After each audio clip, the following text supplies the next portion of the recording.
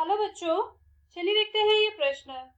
वह अंतराल ज्ञात कीजिए जिस पर फलन f(x) बराबर x की घात 4 माइनस 8x की घात 3 प्लस 22x की घात 2 माइनस 24x प्लस 21 एक निरंतर वर्धमान फलन है।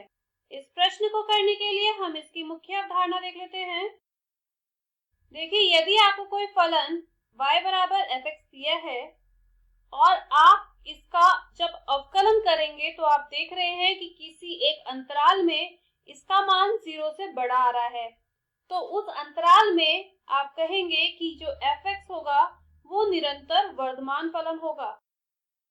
चलिए इस मुख्य अवधारणा का प्रयोग अपने प्रश्न को हल करने में करते हैं, जहां पे हमें फलन f(x) बराबर दिया है x की घात 4 माइनस 8x का घन प्लस 22x का वर्ग माइनस 24x प्लस 21।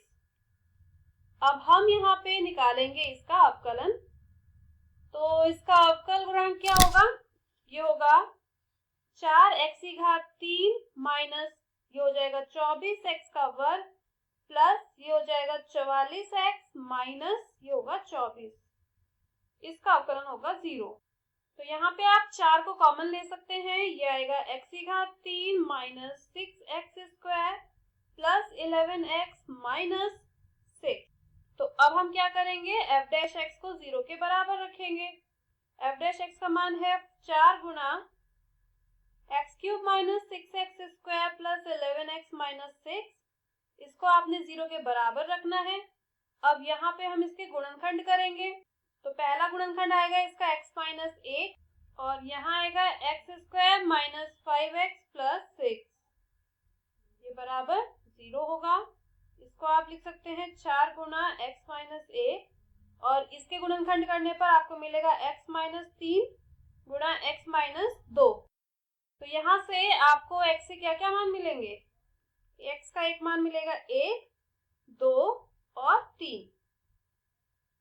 तो अब इन मानों को जब हम संख्या रेखा पर निरूपित करेंगे तो इसको आप लिखेंगे माइनस इनफाइनाइट, ये 1, ये 2, ये 3 और ये प्लस इनफाइनाइट।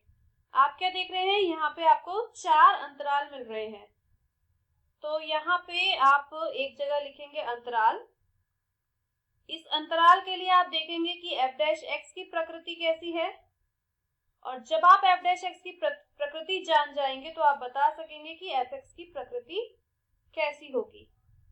मतलब देखिए, पहला अंतराल यहाँ पे मिल रहा है माइनस इनफाइनाइट से 1 का, दूसरा अंतराल है 1 से 2, तीसरा है 2 से 3 और चौथा है 3 से इनफाइनाइट।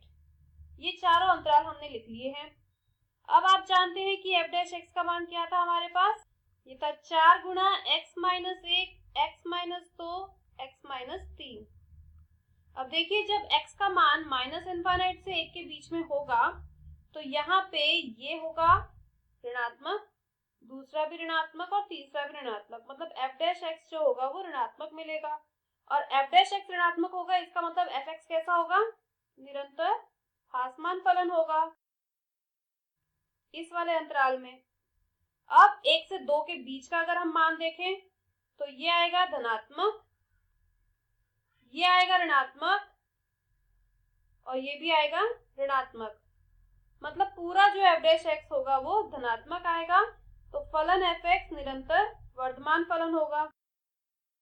अब इस वाले अंतराल के लिए जिसमें x का मान 2 से 3 के बीच में होगा, ये आएगा धनात्मक, ये भी होगा धनात्मक और ये होगा ऋणात्मक।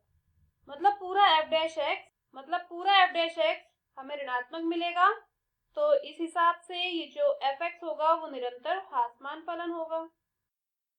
अब 3 से इनफाइनाइट के लिए ये भी धनात्मक होगा, दूसरा भी धनात्मक होगा और तीसरा भी धनात्मक होगा। मतलब पूरा f डैश x धनात्मक आएगा। तो आप कहेंगे कि जो f(x) है वो निरंतर वर्धमान फलन होगा।